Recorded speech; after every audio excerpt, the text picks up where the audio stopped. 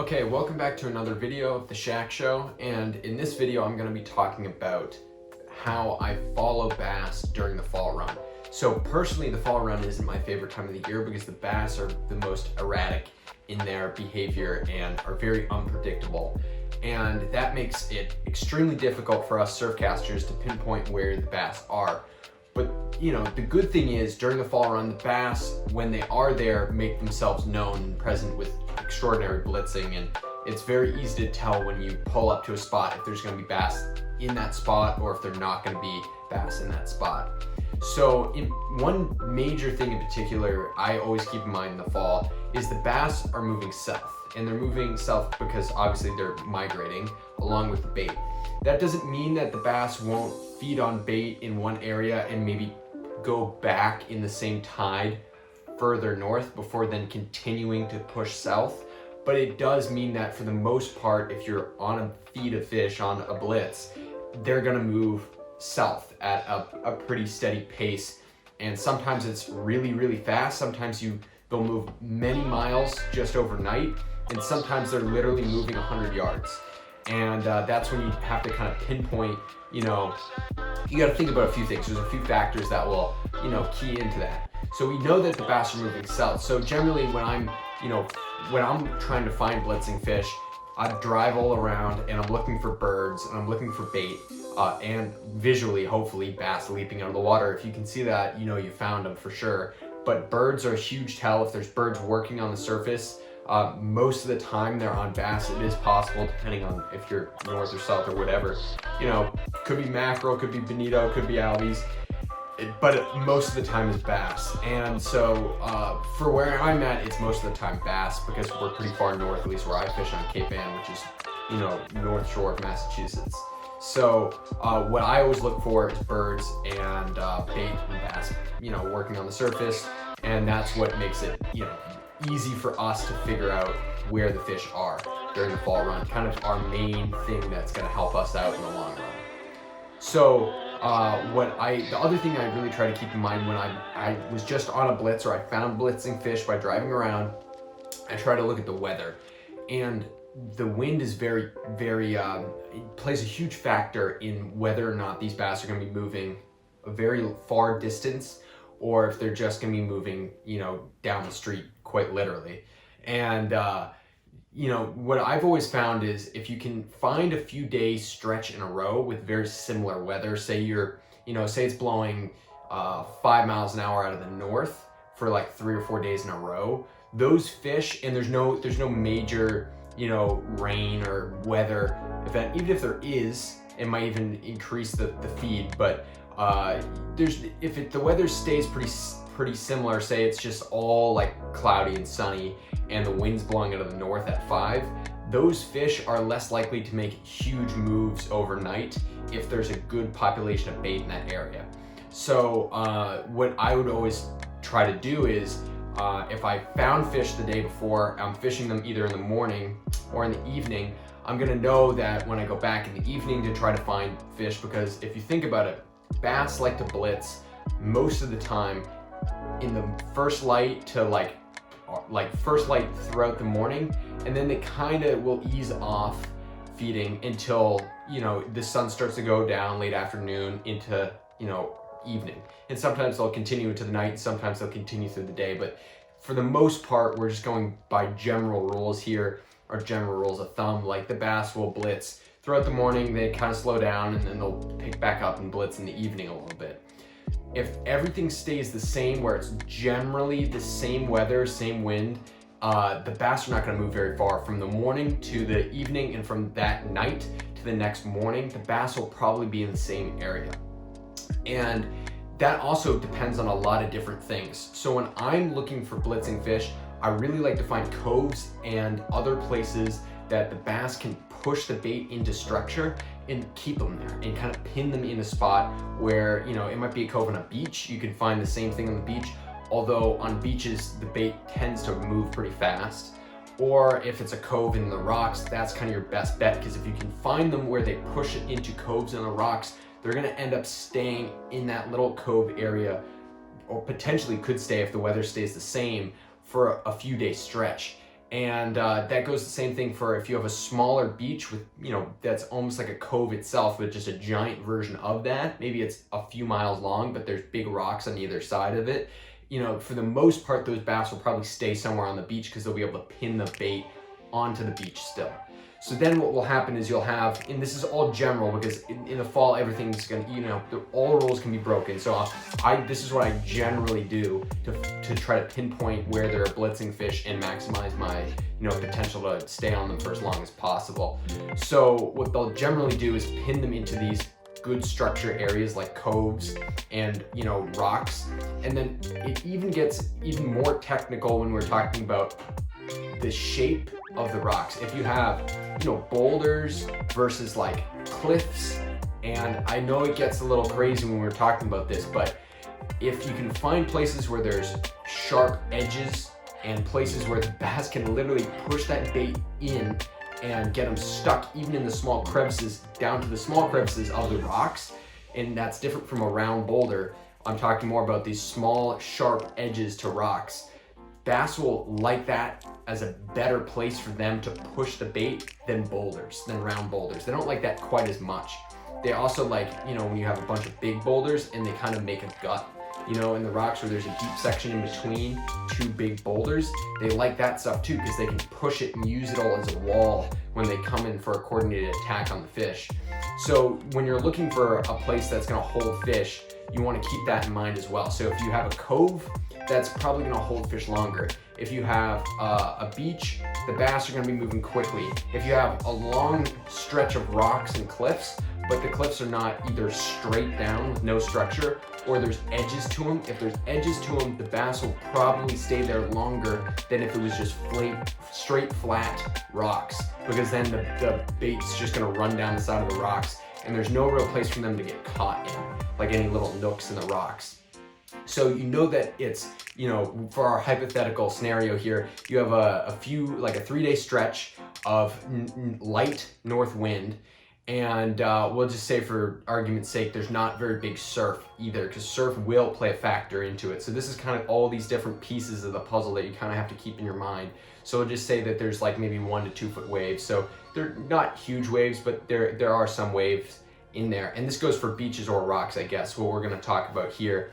If you have good structure, so we have like a cove area, I would bet money you're gonna get 2 to maybe even 3 days out of a spot with there being good structure for the bait to get caught in. And that will just increase or decrease to the amount of bunker that's around, or for, it could be bunker, it could be silver sides, could be mackerel. There's many different baits that it could potentially be. It could be, herring if you're further south, or not herring, but it could be a lot of different bait fish. It could be herring around here too, but it could be mullet is what I was gonna say for further south. I mean, it can be a lot of different bait fish, but if there's good structure and you have a lot of that bait fish, it most likely will be able to hold it in a good structure area for at least 1 to 2 days. But if it's what I would call like top tier structure, where you have a cove and then maybe there's good rock, like chunked rock in there, it might even hold it for 3 or 4 days. And that's like best case scenario. You'll be able to keep coming back to a spot that has really good, places for the bass to push the bait. And you might be able to keep coming back to that spot where they're pushing the bait around. Okay, so then the other thing, so now let's say, you're on a beach and there's not a lot of structure on that beach and you have the same wind and everything. It's gonna stay for a few hours and then they're gonna be miles down the beach potentially, because there's no place for them to get caught. And that's even with really good wind and really good, you have good wind and you don't have huge waves or anything like that. And they're still gonna be a mile down the beach by the end of the day, or 2 miles down the beach by the end of the day, just because there's nothing for them to stop their bait fish they're feeding on in that area. And for us, we have huge feeds on peanut bunker, and we have huge feeds or blitzes on adult bunker. I don't know why I keep saying feeds, but we have huge blitzes on adult bunker. We have huge blitzes on mackerel. We have huge blitzes on silver sides. And during those blitzes, the bass act differently for each one of those. And we can get really into the weeds with that, but I'm not gonna really go too in depth, because peanut bunker, the bass will blow up on them. They'll tend to push them up onto the surface. It'll be more of a loose blitz. So they're not really tight. All the bass won't be super tightly packed together per se, like they would be if they're feeding on silver sides. They might be a little bit more spread out, and then they'll pop up in these condensed pods to then feed on the peanut bunker, unless there's tons of bass, in which case, yeah, they'll all come right up on the surface and they'll be laying on top of each other. Where with a lot of the smaller bait, like silver sides, rain bait, whatever, those bass might be really tightly packed together and moving in one school, you know, around, trying to really push the smaller bait up with their mouths up onto the surface. And with peanut bunker, they tend to move much slower, where when they're feeding on silver sides, they'll pop up for a little bit and they'll go down, then they'll pop up, you know, 100 yards to the right of it or left or whatever. So they just keep going up and down and up and down. They move super fast. With silver sides, they don't move quite as fast as the bunker. So there's many different, like, and the mackerel's completely different as well. So we won't really get too crazy into that. But the other thing I wanted to talk about is like, okay, so if I'm on a blitz and you have a bigger, more significant weather event that moves through, say you have, or the wind changes dramatically, changes from the north to the south, that's gonna trigger a big push for both the bait and the bass. So what that could potentially do, say north wind is onshore and south wind's offshore, if it's been blowing north and then all of a sudden, you know, the wind switches, you know, from blowing, you know, 5 miles an hour from the north to 20 miles an hour from the south, it's just gonna shoot that bait offshore a bit. And the bass will still feed on it and push it back onto shore, but it is gonna push it off for at least a little bit. And once it pushes it offshore a little bit, they're shooting down the coast like crazy. And that's where, you know, you can literally have, you know, a blitz be 10 miles north, and then the next day they'll be 10 miles south. It's amazing how fast the fish will move when there's big winds like that, and what will happen when they get pushed offshore. And then you have to figure, if they get pushed offshore, sometimes it will take a whole day. You won't see those fish, that wave of fish might get pushed offshore for a whole day. And then even though the wind stays blowing offshore at 20, they'll end up back on shore that 10 miles further north. And that's like something that happens very often in the fall, where you'll have the wind switch directions, push the bait offshore, they'll move down the coast, 5-10 miles, and they'll, you know, appear the next day further down the coast. And you just have to think about that. So when that's a very common thing that happens. I have, you know, there's legitimately a scenario this year where they moved 5 miles further south, and it took one day in between when they blitzed this year. I was fishing a good blitz. There's a lot of really nice sized fish, and then all of a sudden those fish got pushed offshore. There's no bass there the next day. And then we went a little bit further south, there's no bass. We went way further south, there's no bass. And then we went home and there's nothing that day. And then we showed up the next day, and all of a sudden they were, you know, not crazy far south, but they moved further south, and they're the same like offshore fish, because you could tell that they're just the exact same fish we're getting. And so because they're all the same size, they all push back in, they're nice sized bass, and they're much further south. And that was one of our bigger blitzing days this year, which, you know, had bass that were, you know, there's guys catching 55-inch bass. Yeah, I think I heard the biggest was like 54, 55, crazy size fish. And that all those ended up, you know, one spot, they got pushed offshore and then they appeared again, and it was just mayhem. But that's like a very common thing that happens, where they get pushed offshore and then they come back onshore. So I just wanted to do a little, fairly quick video on that, just kind of talking about that in particular, the concept of the bass kind of staying in one spot, getting pushed into really good structure, and they might be there for a stretch of a longer stretch of time, and then they get pushed offshore and they get blown down the coast, and then they end up back on shore a day later. And how you can go from literally not having any fish around, after having a lot of fish around, then look all over the place and then be gone, and then still in the back of your mind be like, I'm pretty sure they're gonna end up here this next day. And then you go there and bang, there they are. You know, and you're like, I knew it, because that's just what they do. Yeah, you might not be able to pinpoint where they're gonna be, but if they move naturally down the coast, you can have a month stretch with the same fish. If the wind and the weather stays relatively the same, even if it's blown offshore and back onshore, those bass might move methodically down the coast with the bait. If there's a ton of bait around, that's what happened.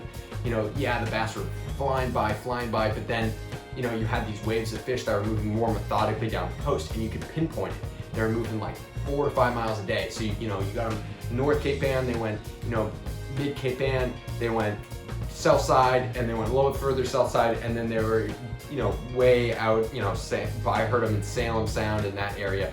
And so you get the reports as well in, and that's like a whole nother level to this. Is like, the more people that you know in your area, the better the better connected you are, the more likely you will find fish by having just more eyes in the water. And I mean, it's pretty common sense, I guess, right? Because like, if I find fish and I'm like, hey, there's fish on the north side of Gloucester right now, everybody should come, and then, you know, we'll whack the fish here. And then if I lose the fish and I'm north side of Gloucester and I'm looking for fish and somebody finds them in Marblehead, and they'll be like, hey, the bass showed up in Marblehead, and then we can run to Marblehead. Like, there's many different like ways that this works, where if you have guys on the phone, and phones changed a lot, and you can really, I mean, it's gotten really good in the sense that like you can stay on bites the entire time that they're here if you're well connected.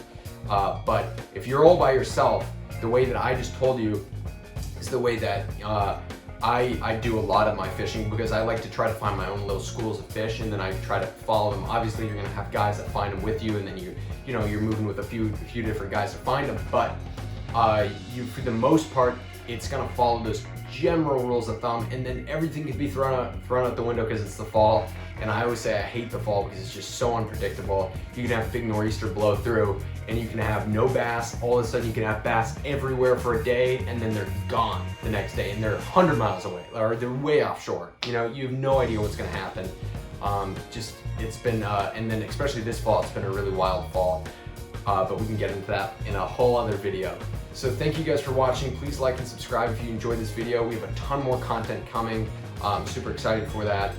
And I hope you guys enjoyed this video, and I'll see you next time.